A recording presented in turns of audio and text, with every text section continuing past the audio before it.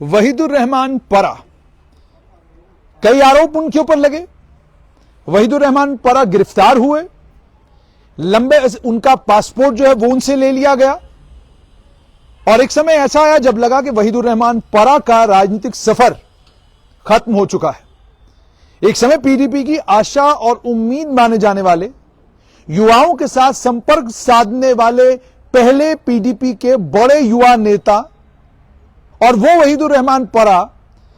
जिसे स्वर्गीय मुफ्ती मोहम्मद सैयद अपने बिल्कुल करीब रखते थे, जिसे महबूबा मुफ्ती जो पीडीपी की अध्यक्षा इस समय है और साथ में मुख्यमंत्री भी रही हैं, जिस समय मुख्यमंत्री थी उन्हें दाइना कान कहा जाता था महबूबा मुफ्ती का, वो वहीदुर रहमान परा जो Jammu Kashmir state sports council, जिस समय जम्मू कश्मीर एक राज्य होता था, जम्मू कश्मीर की स्टेट स्पोर्ट्स काउंसिल के सेक्रेटरी रहे, सचिव रहे, वो वहीदुर रहमान परा जिन्होंने अपनी पॉलिटिकल इनिंग की जब शुरुआत की तो सबको अचंभे में डाल दिया और बहुत सारे वो पॉलिटिकल पंडित जो राजनीति को अच्छे से समझते हैं, कश्मीर की राजनीति को,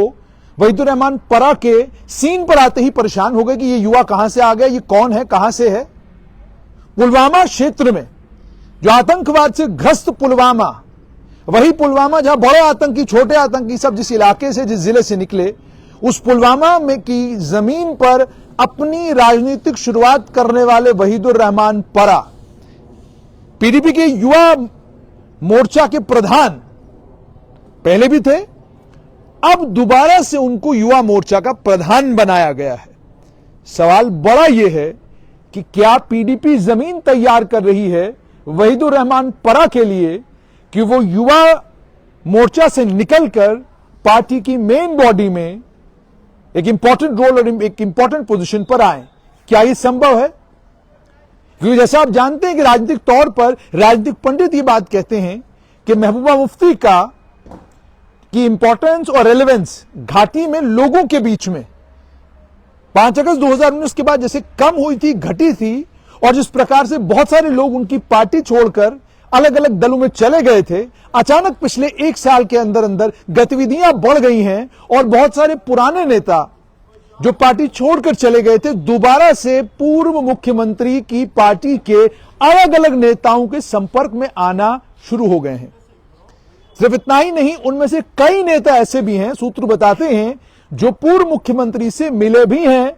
और उनसे इस बात का आह्वान भी किया है कि उन्हें पार्टी में दोबारा से आने की इजाजत दी जाए। जाहिर सी बात है, किसी भी राजनीतिक व्यक्ति के लिए अगर पार्टी का कोई भी, किसी भी क्षेत्र का कोई भी बड़ा नेता पार्टी में वापस आना चाहता है तो वो उसे मना नहीं करेंगे, लेकिन इस बात को समझते हुए कि उनका पॉलिटिकल कैपिटल इस समय उतना नहीं है जितना पॉलिटिकल कैपिटल उनका 2014 में था, और दूसरा ये कि जिस प्रकार से उन्होंने इल्तिजा मुफ्ती को पार्टी के अंदर लाया है और लॉन्च किया है, वो जरूर चाहती होंगी कि सबसे पहले इल्तिजा मुफ्ती जमीन पकड़े, पार्टी के अंदर उनकी पकड़ बने, पार्टी के अंदर और मजबूत हो। और बिल्कुल उसी तरह जैसे मुफ्ती मोहम्मद सैयद ने महबूबा मुफ्ती को पार्टी के अंदर लाया, आहिस्ता आहिस्ता महबूबा मुफ्ती पार्टी का चेहरा बनी, और फिर एक समय वो आया जब महबूबा मुफ्ती 17-16 सीटें पीडीपी को मिली, और लोग ये कहते हैं और राजनीतिक लोग भी ये कहते हैं कि महबूबा मुफ्ती के कारण मुफ्ती मोहम्मद सैयद का वो सपना पूरा हुआ जो वो कई दहाइयों से देखते आए थे, यानी वो जम्मू कश्मीर के मुख्यमंत्री बने। लेकिन मुफ्ती मोहम्मद सैयद ने भी जब टीम तैयार की तो उन लोगों को महबूबा मुफ्ती के इर्द गिर्द किया जो उम्र में कम थे, इतना तजुर्बा राजनीतिक उनके पास नहीं था, लेकिन आहिस्ता आहिस्ता उनका तजुर्बा मिलता गया। इसीलिए तब अचंभे में सब लोग पड़ गए जब राज्यसभा के लिए जिन लोगों का चयन मुफ्ती मोहम्मद सैयद ने किया, वो लोग कोई बड़ा नाम या वो लोग कोई बड़ा चेहरा पीडीपी का नहीं थे। बिल्कुल उसी रास्ते पर ऐसा लगता है महबूबा मुफ्ती भी चल रही है कि इल्तिजा मुफ्ती की टीम तैयार की जाए। आज पीडीपी में युवा चेहरे हैं, युवा हैं, और युवा ही हैं जो पीडीपी के अंदर अभी भी जुड़े हुए हैं। आप बात जम्मू संभाग की करें या कश्मीर संभाग की करें, हर संभाग से वो युवा चेहरा जो पार्टी के साथ जुड़ा था, अलग अलग क्षेत्रों, अलग अलग इलाकों, अलग अलग जिलों से वही चेहरा, पार्टी का पक्का चेहरा आहिस्ता आहिस्ता बनना शुरू हुआ है। और इन युवा चेहरों को लीड करते हैं वहीदुर रहमान परा। इन युवा चेहरों के नेता हैं वहीदुर रहमान परा। उन्हें एक बड़ा अच्छा ऑर्गेनाइजर,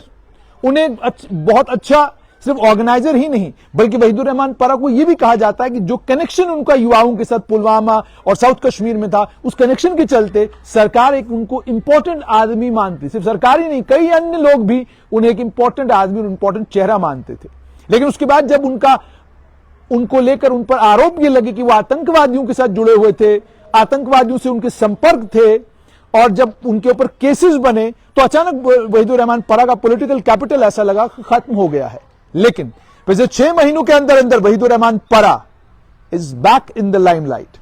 दोबारा से वहीदुर रहमान परा राजनीतिक बोली बोलना शुरू हुए हैं। दोबारा से वो पार्टी के युवा विंग के अध्यक्ष बन चुके हैं। इसका मतलब बड़े राजनीतिक लोग ये कहते हैं, साफ तौर पर इशारा यह है कि आने वाले दिनों में वहीदुर रहमान परा पीपुल्स डेमोक्रेटिक पार्टी की राजनीति का सबसे इंपॉर्टेंट और इंटेग्रल कंपोनेंट होंगे। राजनीति जो भी पीडीपी के अंदर होगी, उस राजनीति का भविष्य राजनीतिक पंडित बताते हैं वहीदुर रहमान परा तय करेंगे। अब सवाल यह है कि क्या कोई बड़ा रोल जल्द पीडीपी के नेता वहीदुर रहमान परा को पीडीपी में मिलेगा, या वो युवा विंग में रहते हुए ही पार्टी के अंदर आहिस्ता आहिस्ता उस पोजीशन पर पहुंचेंगे जिस पोजीशन पर किसी समय स्वर्गीय मुफ्ती मोहम्मद सैयद वहीदुर रहमान परा को देखने की बात किया करते थे।